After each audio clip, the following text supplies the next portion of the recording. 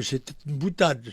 J'ai dit, voilà, c'est sûr qu'une épidémie massive, comme celle qui fut celle de la grippe espagnole après la guerre de 14-18, en effet, équilibrerait la surpopulation de l'Afrique. C'est un propos qui n'est pas, à mon avis, subversif, c'est une opinion. Le premier défi, aujourd'hui, entendez-moi bien, c'est le problème démographique. Nous sommes 7 milliards. Dans 30 ans, nous serons 9 milliards. En 2100, demain matin, nous serons 11 milliards et demi. Jamais, dans l'histoire de l'humanité, il n'y a eu autant d'habitants sur la planète. La première proposition que j'ai voulu faire, c'est la création d'un organisme pour suivre la population mondiale. Et pour moi, le premier défi qui génère d'ailleurs le défi environnemental, c'est combien d'habitants vont pouvoir habiter sur la planète. Mais ce n'est pas le sujet. Le sujet, c'est que pendant tout votre quinquennat, on ne vous a pas entendu parler de démographie. Par contre, vous avez été très volontariste sur le changement climatique. Et tout d'un coup, on a l'impression que les priorités sont inversées. Non, il faut lutter contre le changement climatique.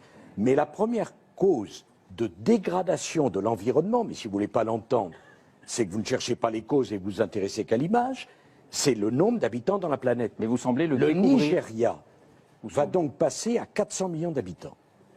Lagos, sa capitale économique, en a 22 millions. Si on ne pose pas la question de la natalité sur le continent africain, ou de la natalité en Asie, ou de la natalité dans un certain nombre de pays, on ne pourra pas protéger les équilibres écologiques de la planète. Quand des pays ont encore aujourd'hui 7 à 8 enfants par femme, vous pouvez décider d'y dépenser des milliards d'euros, vous ne stabiliserez rien. On a assez de recevoir des leçons, ou du moins des leçons de la France. Alors que la France est à la base, on va dire entre guillemets, de tous les maux de l'Afrique.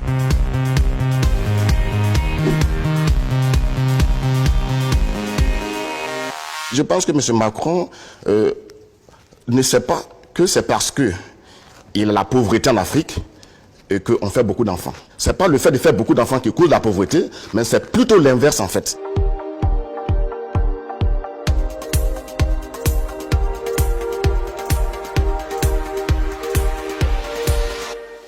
Quand on a bien écouté le discours de Sarkozy au Sénégal et aussi de Hollande, comme quoi les Africains n'étaient pas trop rentrés dans l'histoire et que M. Macron maintenant nous ressasse le fait qu'on n'était pas trop civilisés, entre guillemets, c'est un peu un discours colonialiste. Voilà comment les Africains ont ressenti, en tout cas, la réponse de M. Macron. Et il faut s'attaquer à un tabou, j'ose le dire, le contrôle des naissances en Afrique, car c'est la Chine qui a réussi à faire sa transition économique, parce que la Chine a osé parler clairement du problème de la transition démographique. Il faut que les C'est pas les Européens qui vont le faire. Bah oui, mais on fait quoi? Mais avec nos mais ça veut dire quoi? Excusez-moi. Est-ce qu'on peut parler des problèmes sérieux avec nos amis africains? Il faut un moment avec les gouvernements. Dès qu'il s'agit du contrôle des naissances, ça devient vos amis. C'est scandaleux ce que vous dites. Eh bien, je le pense. C'est scandaleux. Ce que l'on voit, c'est que effectivement, c'est pas l'alternance d'un mandat sur l'autre, c'est l'alternance en même temps. C'est Sarkozy, Hollande au carré, Macron. Et on le voit parce qu'il y a une continuité du bilan de François Hollande. Il était conseiller, il a été ministre de l'économie, donc y compris il parle de choses qui effectivement existent déjà. Sarkozy parle de l'intéressement.